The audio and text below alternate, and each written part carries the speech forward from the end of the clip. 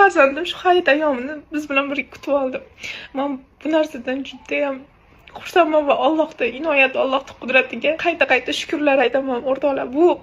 Bu holat hozirlarga qay darajada yetkazib beradim bilmadim, lekin o'sha vaqtda hozirgacha ham bu narsa mening miyamda shunaqa aylanyapti. Alloh shu daraja qudratli zotki, sizga doim eng xayrlisini ravo ko'radi-da. Nimalarni reja qilib, qachonga farzandimiz tug'ilishini, qachon bag'rimizga bosishimizni o'ylab, rejalar qilib yurgan paytimizda Allohim biz uchun eng xayrlisini shu deb bilgan ekan va biz eng ulug' kunda farzandimizni bag'rimizga bosdik. Undan ham asosiysi farzandim ham sog'lom, men ham sog'lom, hech qanaqa ortiqcha qiyinchiliklarsiz farzandimni bag'rimga bosib oldim. Aytishadi-ku, Laylatul Qadr kechasida Qur'on nozil qilingan kunda farishtalar yerga tushadi deb. Shu farishtalar bizni jajji farishtamizni olib kelib berib ketishdi. Alhamdulillah, yetkazganiga shukr. Allohimga shukrlar bo'lsin. Sizlar bilan gaplashadigan gaplarim rosa ham ko'p, lekin meni Instagramga uzun qilib qo'ysam hammaga yetkazib bera olmaydi-da Instagram. Endi men yaxshiman, Telegram kanalimda o'zim yurg'izaman, endi homiladorlik paytimda yurgizib berishgan adminlar. Endi o'zim dumaloq soобщениялар bilan bu narsa juda ham katta narsa bo'lgan, juda ham ko'p.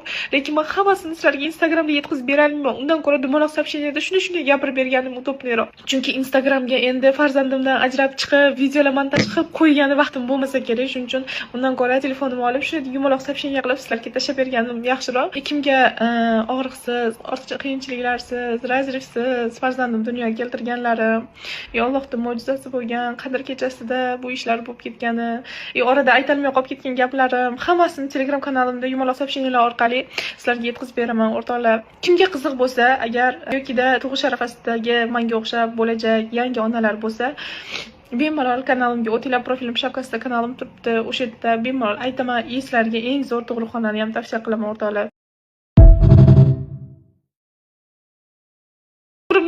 Eng go'zal mo'jiza shu narsa deb bilaman. Men endi onaman va bu nom menga Allohning inoyati bilan mo'jiza orqali berildi. 15-mart kuni kechgacha men qanaqadir g'alati og'riq bilan yurdim va bu narsani ayajonimga aytganda, ayajonim meni uziga olib bordi. Uziga borganimizda tekshirib ko'rib aytdiki, hali beri tug'maysiz. Bachadon yo'llaringiz polностью berk, bemalol yursiz bo'laveradi. Bu oy to'lg'oq dedi. Va ko'ngil xotirjam qilib biz uyga ketdik. Ertasi kuni 16-mart kuni saharlikka turib, doimgidek ro'zamni tutib, bomdodni o'qib yotib uxladim va g'alati narsani his qilishni boshladim. Men o'yladim, tush ko'ryapman dedim, lekin o'ngimda og'rimaydi.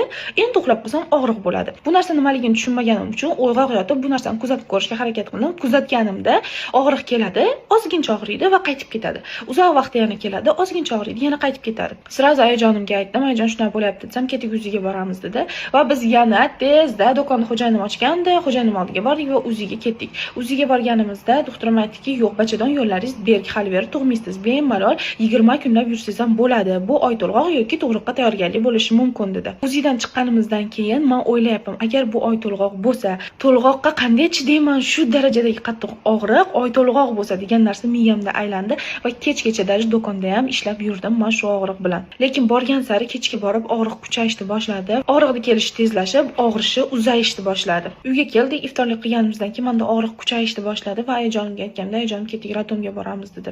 Shu orada kiyinib, tayyor bo'lib, endi chiqib ketamiz deganimizda xo'jayinim menga aytayaptiki, Shahlo Andijondan yangi ochilgan tug'ruq klinikasidan reklama so'rab yozishyapti dedi. Va xo'jayinim sirazi ularga, "Meni ayolim dard tutyapti shekilli" deb tezda biz oldimizga olib keldilar dedi. Ayajonimga aytsak, kutib o'tirmaymiz, ketdik Andijonga dedi va biz Andijonga yo'l oldik. Sirazi ayajonimga aytganda, ayajonim ketdik, kutib o'tirmagin dedi. Vodilga ketayotgan joyimizda sirazi yo'limizni burdikda Andijonga qarab ketdik. Eng qizig'ichi o'rtoqlar, men asr, shom namozlarim qazo bo'ladi. Shu ikkala qazo namozimni, undan tashqari xufton namozimni o'qib, undan tashqari Laylatul Qadr kechasi bo'lgani uchun Qadr namozini o'qidim, lekin 100 marta Qadr surasini o'qishga ulgurmadim va yo'lga chiqib ketdik. Klinikaga yetib kelgunimizgacha yo'l-yo'lakay Qadr surasini men ham, xo'jayinim ham, qaynonam ham hammamiz to'xtamasdan 100 marta o'qidik. Va biz 12:30 ga yetib keldik va yetib kelishimiz bilan meni tekshirishdi. Уже 6 ta palsi ochilgan ekan. 2 soat dard bilan yurdim va 2 soatdan keyin 10 takam 3 ta farzandimni bag'rimga bosib oldim. Bu narsa men uchun shunaqa mo'jizali tuyuldi, ishonasizlarmi o'rtoqlar? O'g'il farzandi bo'lganida o'zini yanada xavfsiz his qiladi odam. Deydiki, bo'ldi endi. Yolg'iz emasman bu jangda. Doim yonimda bo'ladi. Men qila olmagan hamma narsani u qiladi.